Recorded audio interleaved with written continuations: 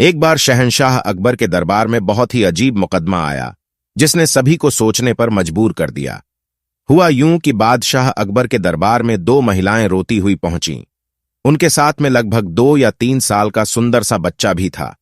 दोनों महिलाएं लगातार रो रही थीं और साथ ही दावा कर रही थीं कि बच्चा उनका है।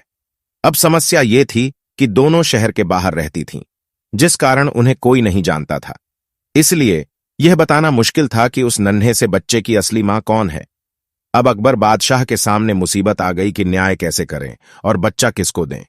इस बारे में उन्होंने एक एक करके सभी दरबारियों की राय ली, लेकिन कोई भी इस गुत्थी को नहीं सुलझा सका। और तभी बीरबल दरबार में पहुंच गए। बीरबल को देखकर बादशाह अकबर की आंखों में मानो चमक आ गई हो। बीरबल के आते ही अकबर ने इस समस्या के बारे में उन्हें बताया। अकबर ने बीरबल से कहा कि अब तुम ही इस समस्या का समाधान करो। बीरबल कुछ सोचते रहे और फिर जल्लाद को बुलाने के लिए कहा। जल्लाद के आते ही बीरबल ने बच्चे को एक जगह बैठा दिया और कहा, एक काम करते हैं, इस बच्चे के 2 टुकड़े कर देते हैं।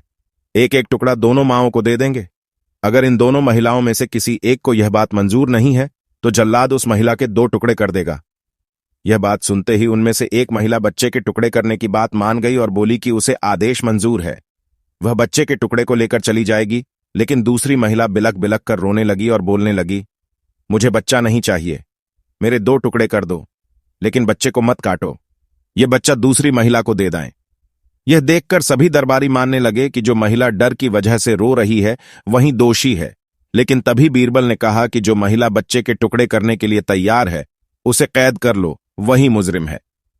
इस बात को सुनकर वह महिला रोने लगी और माफी मांगने लगी, लेकिन बादशाह अकबर ने उसे जेल में डलवा दिया। बाद में अकबर ने बीरबल से पूछा कि तुमको कैसे पता चला कि असली मां कौन है।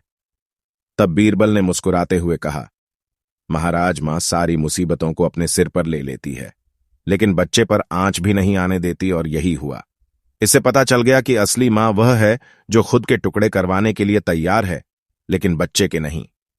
बीरबल की बात सुनकर बादशाह अकबर एक बार फिर बीरबल की बुद्धि के कायल हो गए।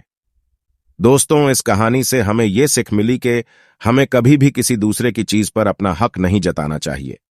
साथ ही हमेशा सच्चाई की ही जीत होती है और समझदारी से काम लेने पर हर समस्या का हल निकल आता है।